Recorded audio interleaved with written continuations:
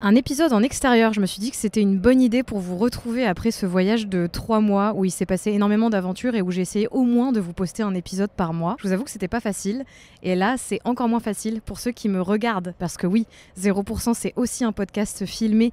Vous pouvez le retrouver en vidéo sur ma chaîne YouTube mais aussi sur Spotify. Et ben vous verrez qu'on est dans la rue actuellement et que dire des choses qui vous sortent des tripes, qui vous ont fait du mal, qui vous font réfléchir, ou des grandes vérités dont vous n'êtes pas sûr et que vous êtes dans la rue, c'est pas forcément méga évident. Aujourd'hui, je voudrais parler d'un sujet dont j'ai déjà parlé sur un TikTok, mais il y a vraiment au moins 2 ans de ça. Je crois que j'avais genre 10 000 abonnés, ça n'avait pas beaucoup retenti, mais c'est aussi un sujet que j'avais abordé sur YouTube quand j'étais beaucoup plus jeune, le harcèlement. Alors vous allez vous dire, bon, on en a un peu marre d'entendre parler du harcèlement, c'est bon, on a fait le tour. Pour ceux qui veulent bien entendre parler de ce sujet-là, vous êtes suffisamment éduqués. Mais je voulais vous dire, c'est quoi la vie d'une femme qui s'est fait harceler pendant 3 ans alors qu'elle a bientôt 30 ans? Est-ce que genre, on passe à autre chose? La réponse est non. Est-ce que je vous surprends? Peut-être pas. C'est terrible à dire, mais hélas, je ne suis pas passée à autre chose. Alors évidemment, il faut mettre de la nuance dans ça, c'est-à-dire que si, je ne suis plus du tout aussi blessée qu'avant, je ne suis plus du tout autant détruite que je l'ai été à une période. Évidemment que j'ai avancé dans la vie, j'ai fait des trucs cool. Voilà, vous voyez, j'ai avancé, je suis pas restée bloquée à mes années lycée quand le harcèlement était très intense. En revanche, le harcèlement m'a laissé des vrais PTSD, donc je connais le mot PTSD, mais vous savez quoi, je sais même pas ce que veulent dire les lettres, mais post-traumatic syndrome, quelque chose comme ça, vous voyez. En gros, je suis traumatisée, quoi. Et en fait, pendant quelques temps, je parlais de ces petits traumas qui restaient à des connaissances, des amis, etc. Bon, c'était pas mon sujet de prédilection, vous inquiétez pas, j'allais pas faire chier tout le monde en repas avec ça, mais voilà, il suffit que tu sois à l'aise avec quelqu'un, tu finis par lui en parler. Et en fait, j'avais régulièrement des retours de gens qui me disaient « Quoi, mais encore ? Mais meuf, t'es pas passée à autre chose ?» Et en fait, c'est là que j'ai réalisé que, bon, bah peut-être il fallait que j'aille voir une psy, chose que j'ai fait depuis. Et aussi, j'ai réalisé que peut-être c'était pas forcément anormal de ne pas passer à autre chose et que les gens qui n'ont pas vécu de harcèlement sur des années ne se rendent pas forcément compte. Honnêtement, maintenant, en ayant sondé des gens autour de moi qui ont vécu ce genre de trauma, que ce soit quand t'es très très jeune, quand t'es un peu moins jeune ou même quand t'es plus vieux, puisque des affaires de harcèlement, il y en a pour tout âge. Je vois des tas de femmes, même dans mes commentaires, qui me parlent de harcèlement au travail notamment, et on se parle pas de femmes de 18 ans, on se parle de femmes qui ont genre 43 balais, quoi. Je me rends compte que c'est quand même multigénérationnel et que ça peut vraiment toucher n'importe qui. Typiquement, en trauma que ça peut me laisser, moi, ça m'a donné une énorme anxiété sociale. Alors attention, pareil, là, il y a des nuances. C'est-à-dire que souvent, quand on parle d'anxiété sociale, les gens s'imaginent que t'es enfermé chez toi, que tu peux plus voir personne, que dès que tu croises un humain, tu stresses, etc. C'est pas du tout mon cas. Je suis quelqu'un de très expansif, je suis sociable, j'adore aller vers les gens, j'ai des amis, etc., etc. Je suis vraiment, vous savez, une espèce de papy-mamie. Quand je sors, c'est rare que je ne me mette pas à parler à un inconnu, etc. Cependant, l'anxiété sociale, c'est plus dégueulasse que ça, en fait. C'est un truc, ça dégouline dans des recoins, et des fois, t'as l'impression que la pièce, elle est propre, mais en fait, tu vas aller regarder sous une plainte, et là, t'as vraiment un truc dégueulasse qui traîne, et tu te dis « Ah d'accord, bah c'était encore là, ok ». Donc typiquement, moi, mon anxiété sociale, elle se reflète comment ? Elle se reflète en plusieurs parties. La première, quand je rencontre quelqu'un de nouveau, si je m'entends très bien avec la personne, je sais pas, je vais avoir genre 1 ou 2 heures où on va beaucoup parler ensemble, vachement bien s'entendre, etc. Systématiquement, vraiment je vous dis systématiquement depuis des années, quand je quitte cette personne, je vais me persuader qu'en fait, elle me déteste. Et ça fait partie de l'anxiété sociale. Elle ne m'a donné aucune raison de croire qu'elle ne me déteste. Elle m'a dit qu'elle avait passé un bon moment. Les signes sont clairs sur le fait que nous avons adoré le moment passé ensemble. Et pourtant, je ne peux pas m'empêcher de me répéter pendant des heures, des jours, des semaines, voire des mois, que cette personne me déteste. Bon bah ça, c'est de l'anxiété sociale. Vous voyez, ça m'empêche pas de fonctionner, ça m'empêche pas de rencontrer des gens, ça m'empêche pas de garder contact avec ces gens-là, même si je suis persuadée qu'ils sont contre moi pour je ne sais quelle raison. Pour autant, j'ai énormément d'anxiété. L'anxiété sociale, ça ressemble aussi à typiquement quand je suis avec des gens, même avec les gens que j'aime le plus au monde et qui me font sentir le plus en sécurité, genre mes meilleurs amis, genre ma mère et ma sœur, genre mon mari, je vais constamment me demander si je n'ai pas pris trop de place dans l'espace. Même si j'ai pas pris la parole, même si j'ai pas particulièrement été mise en avant ou quoi que ce soit, je vais constamment me dire que j'ai trop parlé, que j'ai pris trop de place, trop d'espace, que j'ai trop tourné les choses vers moi, et je vais finir par me dire qu'en gros, je suis la pire personne dans un espace public et que je me suis mal comportée, quoi, grosso modo. Et ça peut prendre toute la place, quitte à véritablement, complètement modifier le moment et comment ça s'est passé, réellement. C'est-à-dire que si vous prenez une caméra objective, ça ne sera pas du tout ce qui s'est passé, mais de mon côté, c'est exactement comme ça que ça s'est passé. Bon, two sides of the story, j'imagine. Et donc ça, c'est vraiment, pour le coup, la difficulté à traverser. Ça va être de comprendre, et ça, je l'ai compris en comprenant que j'avais de l'anxiété sociale, que ma vérité, ce n'est pas la vérité. Bon, vous me direz, ça, c'est vraiment tout le temps, mais là, véritablement, je sais que l'anxiété sociale me fait transformer mes moments, me fait modifier ma perception, et c'est vraiment terrible. Troisième partie de l'anxiété sociale, ça c'est un autre petit side tout à fait génial, et je sais qu'on est beaucoup dans ce cas-là, hein. Croyez pas que je me dis que je suis unique, justement en fait j'en parle parce que je pense qu'il y a beaucoup de gens qui pensent qu'ils sont seuls, alors qu'en fait on est vraiment plein à être comme ça, et honnêtement, si même je devais vous dire ce que j'en pense, moi je pense qu'on est énormément à être comme ça, je pense même qu'on est une majorité. C'est juste qu'on a trop honte de se le dire, que aussi, heureusement, notre égocentrisme ne prend pas tout le temps la place, donc on n'a pas tout le temps besoin de tout ramener à nous et à nos peurs et à nos névroses, mais je pense qu'en vérité, on est énormément à avoir de l'anxiété sociale, mais elle se traduit jamais de la même manière selon les gens, leur famille, comment ils ont été éduqués, leurs valeurs, leurs traumas, etc., etc. Donc ouais, le troisième side, c'est j'ai tout le temps peur des mots que j'emploie et de comment ils vont être interprétés. Ce qui fait que je suis quelqu'un, mais ça je pense que vous le ressentez même dans les contenus que je fais, j'ai énormément de mal à être tranchée. C'est-à-dire que je vais jamais donner un avis hyper tranché parce que j'en ai pas vraiment, honnêtement déjà, mais surtout parce que j'ai très peur du poids de mes mots et de comment la personne va l'interpréter en face. Alors vous allez me dire, c'est une qualité. C'est vrai que parfois, franchement, c'est trop bien, ça m'aide vraiment à ne pas me foutre dans la merde. Par contre, qu'est-ce que je pense vraiment ? J'ai du mal à le savoir. Je pense que je pense vraiment ce que je dis à la personne en face. Et en même temps, j'ai vraiment du mal à savoir trancher et être, vous savez, très incisive. Moi, j'adore les gens qui sont vraiment eux-mêmes hyper incisifs, qui vont dire les choses sans avoir peur de les dire. Moi, je vais toujours basculer le pour, le contre et essayer de donner une balance, ce qui peut parfois donner l'impression que je suis hypocrite. J'avais pas prévu qu'il y ait des travaux. On verra, hein. Pour rappel, si vous entendez des bruits de fond, c'est les travaux. Je sais que 0% c'est normalement sans montage et sans prépa. Honnêtement, cet épisode, il y aura du montage. Pardonnez-moi, mais je pense juste au bonheur de vos écoutilles, là, en fait. Et donc oui, cette anxiété sociale. Alors, encore une fois, le but n'est pas de faire ouin-ouin dans les chaumières. Je vous signale qu'il y a 1 ou 2 épisodes, j'ai carrément pleuré au micro. Donc bon, il y a un moment, je vais peut-être pas chialer à tous les épisodes, ça serait un petit peu redondant, n'est-ce pas ? Mais c'était juste pour vous dire que ça, c'est un vrai... élément du harcèlement qui est resté en moi et que je n'avais pas avant. Moi, j'ai toujours été quelqu'un de très spontané, de très insouciant, de très extraverti quand j'étais plus jeune.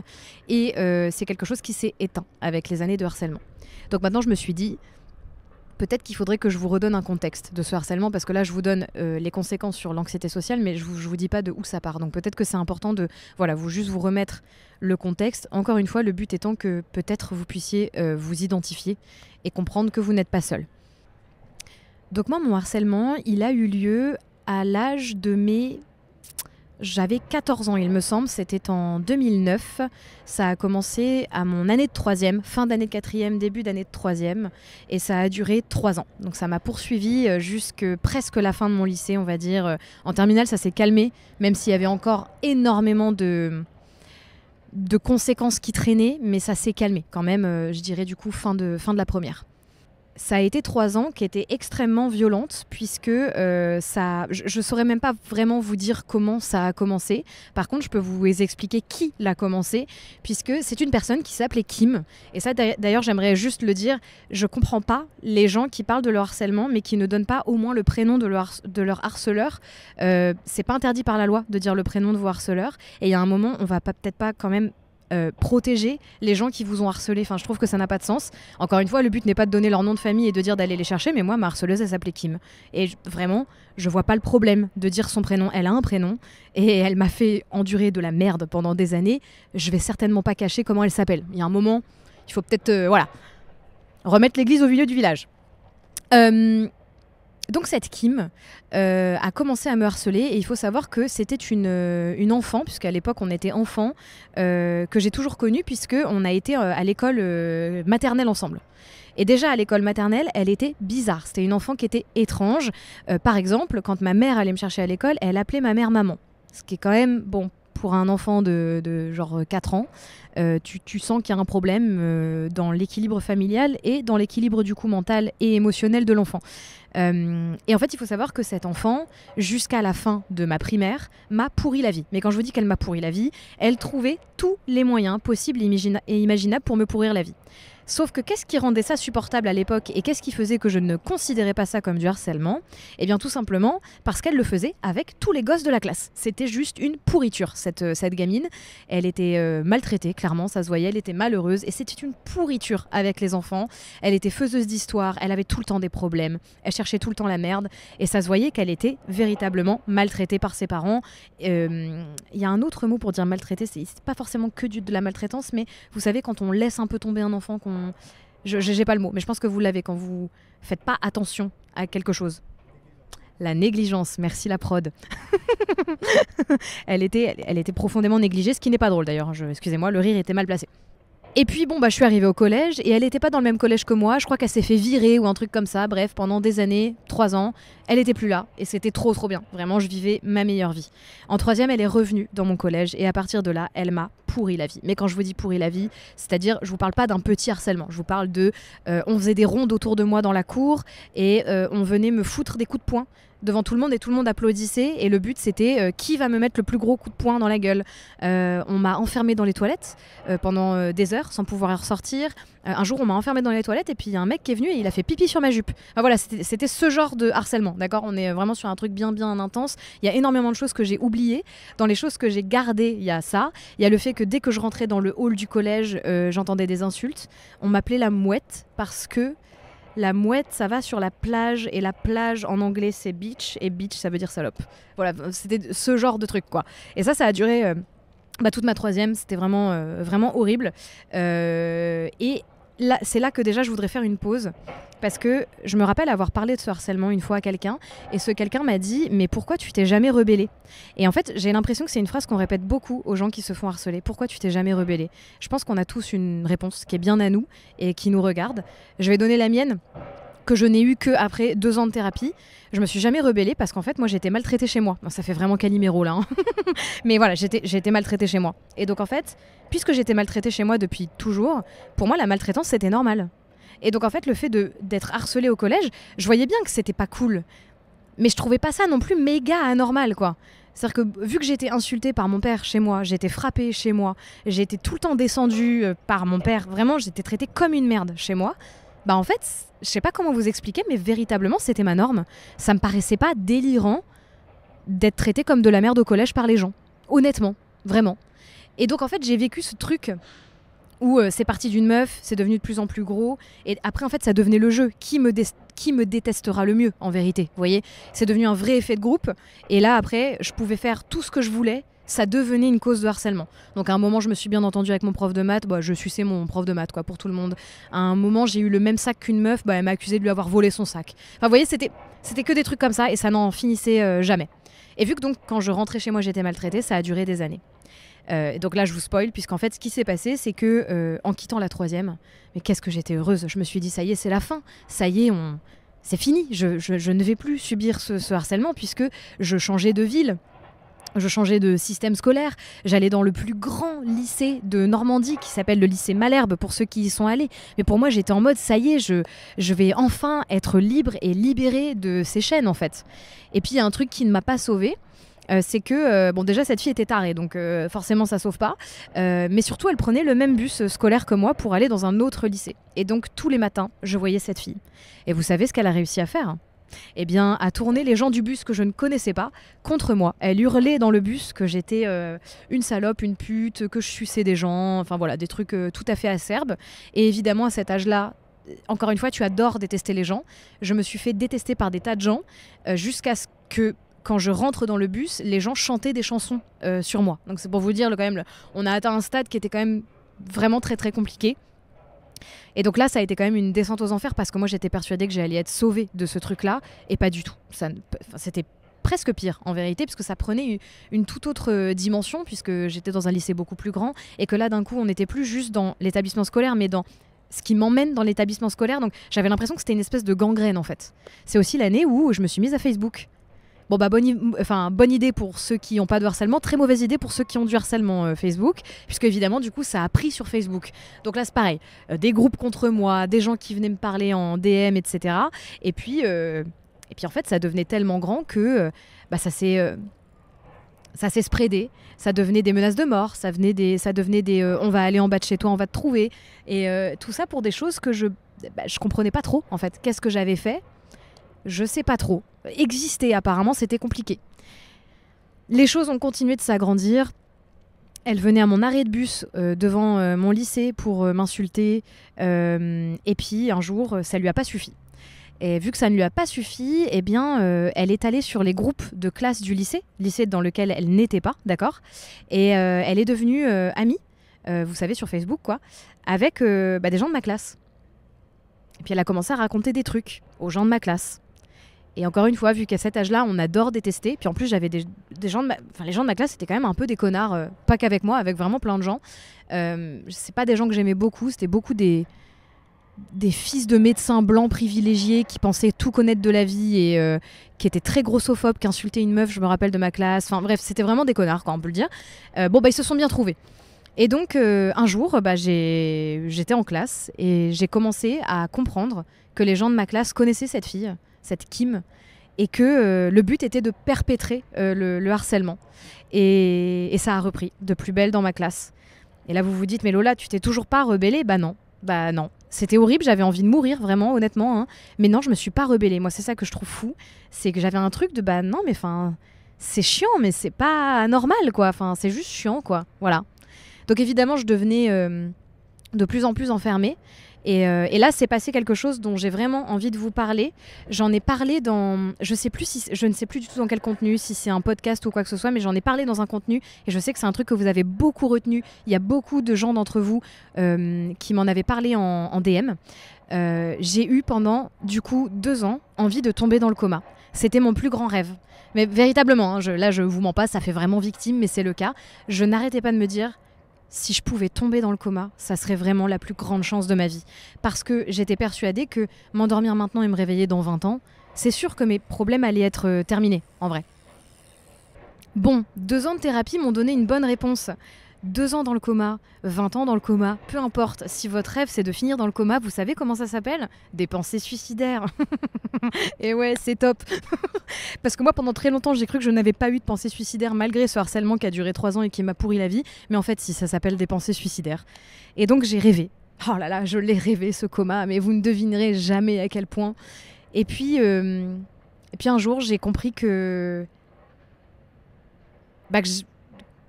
je rêvais plus du coma, quoi. J'avais qu'une envie, en fait, c'était de sauter par ma fenêtre. Et donc, on habitait dans une espèce de maison de pavillon, un peu lotissement, vous voyez.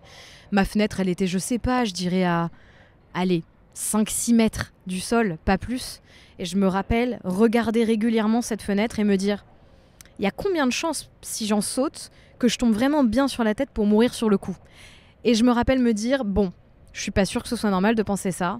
Et d'être allée voir mes parents et de leur avoir dit, si vous faites pas quelque chose, je vais me foutre en l'air. Je savais que j'allais, c'était pas possible, j'allais me foutre en l'air, c'est sûr et certain. Et ma mère, ça faisait quand même des années, quasiment 3 ans que j'avais une relation très conflictuelle avec elle, qui était clairement due à mon harcèlement. En fait, c'était terrible parce qu'en fait, je lui en voulais de pas voir que j'allais mal, mais en même temps, j'avais tellement l'impression qu'elle pourrait pas me sauver et que tout ce qu'elle allait faire allait devenir pire, que je voulais pas non plus qu'elle m'aide. Donc en fait, c'était une espèce de tourbillon de merde qui ne s'arrêtait jamais. Mais là, je savais que penser directement que sauter de la fenêtre était la solution, ça devenait ma limite. Je me doutais bien que c'était pas normal.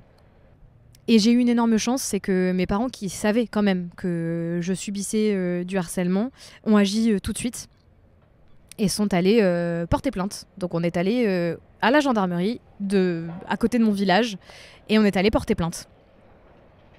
Il s'avère qu'à cette époque-là, je ne sais pas pourquoi, je ne me souviens pas de tous les détails, mais on ne pouvait pas porter plainte tant qu'on n'avait pas déposé une main courante. Bon, comprends pas trop les détails. Encore une fois, hein, il se peut aussi que j'ai oublié des choses parce que c'était une période où j'étais tellement traumatisée qu'il y a tellement de choses que j'ai oubliées ou que mon cerveau a modifié aussi. Il y a des temporalités qui ont été complètement modifiées. Mais donc voilà, à cette époque-là, tu pouvais pas porter plainte si tu posais pas une main courante. Et la gendarme qui s'est occupée de nous, qui était une personne tout à fait adorable, nous a dit, a pris la chose très au sérieux, mais nous a dit honnêtement, avant de porter plainte, ça va être quelque chose de très lourd, ça va être vraiment une longue aventure pour vous qui va être douloureuse. Je vous conseillerais que, puisque votre fille est mineure, parce qu'elle parlait à mes parents, d'aller d'abord voir les parents de cette personne et de leur expliquer ce qui se passe et de leur demander que ça s'arrête. Chose que mes parents n'avaient jamais fait, puisqu'en fait je leur avais supplié de ne rien faire. Et c'est ce qui s'est passé. C'est ce qui s'est passé et ça s'est arrêté. C'est ça qui est fou. C'est vraiment mes parents sont allés toquer à la porte de cette personne. Je suis restée dans la voiture les attendre. Ils ont parlé et mon harcèlement s'est arrêté. Du jour au lendemain, ça s'est arrêté. C'était fini. Et là, on pourrait se dire, mais c'est trop chouette, incroyable. Si ça s'est terminé, bah voilà, c'est comme quoi il faut vraiment parler aux adultes et tout se termine. Alors ça, oui, par contre, c'est la leçon à retenir. Quand vous subissez du harcèlement, on se dit très souvent que les adultes ne seront pas la solution. Je vous assure que c'est la solution. C'est le but des harceleurs, de vous croire que vous ne pouvez pas en sortir. C'est leur but. C'est vraiment construire une tornade tout autour de vous, vous isoler, vous faire croire que vous êtes seul et que quoi que vous puissiez faire, ça va être de votre faute. Mais en fait, c'est pas du tout comme ça que ça se passe. Et en général, c'est en allant voir quelqu'un d'extérieur que vous allez pouvoir sortir de cette espèce de cage qu'on vous a fabriquée. Et donc là, on pourrait se dire, du coup, voilà, c'est terminé, etc. Et en fait, non. Le problème, c'est que même si le harcèlement en lui-même s'est arrêté, le problème, ça a été les conséquences de ce harcèlement. Donc, c'est-à-dire, dès que je me baladais dans ma ville, j'habite à Caen, et à cette époque-là, j'habitais à Caen. Dès que je me baladais dans ma ville, j'étais persuadée que tout le monde me regardait et que tout le monde parlait de moi. Et je vous assure, même si en faisant du contenu, tu es obligé d'avoir un petit biais égocentrique, je vous assure que je ne le suis pas à ce point-là. J'ai quand même un petit peu de suite dans les idées, la bonne femme. Mais j'avais vraiment l'impression que tout le monde parlait de moi. Quand j'étais dans un bar avec des copines, j'avais l'impression que les gens savaient qui j'étais et qu'on parlait de moi. À tel point que quand j'ai commencé les réseaux et que j'ai commencé à avoir une communauté, ça m'est arrivé 2-3 fois qu'on prenne des photos de moi en secret ou des vidéos de moi en secret. Je ne me suis jamais dit que c'était pour le fait d'être connue, entre guillemets, sur les réseaux. Je me suis toujours dit que c'était des harceleurs, des gens qui se filaient des photos de moi. C'est pour vous dire à quel point mon biais était complètement baisé, quoi. Les 2 ans de thérapie m'ont vachement aidé, mais ça peut m'arriver d'avoir toujours ça. Donc typiquement, juste pour que vous compreniez, je suis revenue habiter à Caen pour plein de raisons après le Covid et après des voyages. Je déteste vivre à Caen. Et je pense qu'il y a 70% qui sont causés par le fait que le harcèlement. Donc ça peut être aussi, par exemple, quand je croise quelqu'un du lycée, je n'arrive pas à être gentille avec cette personne parce que je suis persuadée que cette personne est au courant, que cette personne a parlé de moi, que cette personne me veut du mal. Et donc j'évite toutes les personnes que j'ai pu connaître à cette période-là, je les évite. À l'heure actuelle, en autre chose que ça a laissé au fond de moi, en autre merde et fausse à purin là qu'on a bien, j'ai beaucoup de mal à en parler. Alors là, je vous en parle honnêtement, je suis assez fière de moi. Je pense que le fait d'être en extérieur, ça me permet aussi d'être un petit peu en dissociation, quoi. Mais en général, quand j'en parle, les larmes ne sont jamais trop loin. Il y a encore vraiment un vif sentiment. Et surtout, j'ai très peur d'avoir des enfants, parce que le problème, c'est que si mes enfants ils subissent du harcèlement, je pense qu'il y a un truc au fond de moi pas soigné qui va ressurgir, et j'ai très peur de ce que je serais capable de faire si j'apprends qu'on fait chier mes enfants à l'école, quoi. Donc après, je fais confiance en l'adulte responsable que je suis, mais je pense que des fois, il y a des traumas au fond de toi qui ressurgissent à des moments, et tu te dis, oh putain, en fait, j'étais capable de faire ça. Je dis pas que j'irai tuer des enfants non plus au collège, calmons-nous, mais vous voyez, quoi, je sens qu'il y a un fond pas soigné qui est compliqué, quoi. Je pense pas que ce soit la peine de faire un épisode vraiment beaucoup plus long. Par contre, du coup, j'avais quand même une espèce de grosse conclusion à faire. Donc je vous en supplie, restez parce que j'ai des messages. En gros, je voulais juste vous en parler. Je pense qu'encore une fois, j'ai pas forcément envie de m'étaler parce que déjà, j'en ai pas particulièrement besoin. Et puis parce qu'en vérité, je sais que je ne suis tellement pas la seule à porter ma pierre à l'édifice que vous n'avez pas besoin particulièrement de mon témoignage. En revanche, c'était important pour moi de dire que ça laisse des traces. Ça laisse des traces parfois véritablement indélébile, parfois qui s'efface un peu, mais il y a quand même un fond qui reste. Et pour moi, c'est pas une honte d'avoir bientôt 30 ans et de se dire encore victime du harcèlement que j'ai vécu quand j'en avais 14-15. Je suis d'ailleurs persuadée qu'il y a des gens qui se sont fait harceler à la petite enfance et qui ont encore des traces. Personnellement, je suis quasiment sûre même qu'on meurt avec. Je dis pas que j'irai jamais mieux. Je dis pas que ça s'effacera pas de plus en plus. Je dis juste que pour moi, ça fait véritablement partie de mon histoire. C'est un truc qui est ancré en moi. Il y a certaines personnes qui vont trouver que sur l'échelle de la gravité, c'est pas grave, et d'autres qui vont trouver que c'est extrêmement grave. Dans mon échelle à moi, juste ça m'a vraiment marqué profondément. Je sais que maintenant j'ai beaucoup de mal à agir avec les humains d'une façon 100% naturelle parce que j'ai vraiment tout le temps l'impression d'être la paria. C'est un truc, il faut vraiment que je travaille dessus, que je m'éloigne en fait de ce trauma, mais aussi de moi-même en fait quelque part. Arrêtez de croire que je suis le centre du monde, quoi. Vous voyez. Bon, voilà, c'est peut-être le sujet d'une autre thérapie, mais bon, ça on en parlera. Je n'hésitez pas. Je vais peut-être faire une petite cagnotte litchi histoire d'avoir des fonds pour me payer ma psy. On s'en reparle. Mais voilà, le but c'était de vous dire ça et de dire que pour toute forme de harcèlement ou d'emprise, j'aimerais vraiment que les gens comprennent que quand vous pensez que si quelqu'un agit, ça va empirer, c'est forcément le contraire. Genre limite, j'ai envie de vous dire, entraînez votre cerveau à penser comme ça. Si vous pensez qu'un élément extérieur peut détruire l'équilibre ou le rendre pire, c'est très souvent parce que cette personne-là, en fait, elle est la solution. Et ça, c'est pas un truc facile à intégrer. Quand on est harcelé, on se le dit, hein, vraiment. Quand on est jeune, on se dit que les adultes, ça va être pire. Quand on est adulte, on se dit que faire intervenir son patron, ça va être pire. En fait, c'est toujours pire. Quand on est dans un couple, par exemple, très déséquilibré, où il y a de la manipulation, etc., on se dit qu'il faut surtout pas qu'on en parle à nos copines, parce que ça va être pire. Et en fait, j'aimerais vraiment que les gens qui subissent ça le comprennent. Si vous avez une forme de... Oui, j'allais dire de manipulation en n'étant pas sûr, mais en fait c'est ça, parce que le harcèlement c'est une forme de manipulation de toute façon, et que vous avez l'impression qu'un tiers pourrait aggraver les choses, c'est faux. C'est souvent que ce tiers c'est la solution, en vérité. Je voudrais aussi du coup bien le redire, les gens qui pensent, et vraiment je ne vous jette pas la première pierre du tout, je comprends tout à fait que vous le pensiez, quand on n'a pas été harcelé ou quand on n'a pas vécu dans un milieu familial un peu bancal, c'est tout à fait normal qu'on ne le comprenne pas puisqu'on ne l'a pas vécu. Je voudrais juste du coup le dire à ces gens-là, si vous pensez que le harcèlement on le cherche, si vous vous dites normalement on peut s'en sortir, si vous vous dites genre je comprends pas pourquoi t'as pas agi, etc., dites-vous que souvent, les gens harcelés sont des gens qui n'ont pas eu un foyer familial aimant. Il y a des études qui le prouvent. Et en général, quand tu as été négligé ou maltraité, c'est ta norme. Tout comme il est très souvent repéré que des femmes violées se refont violer. Pourquoi ? Parce que c'est ta norme.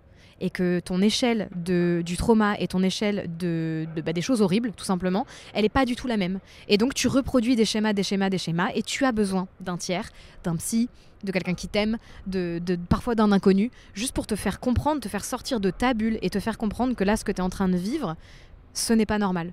Mais on vit tous notre normalité.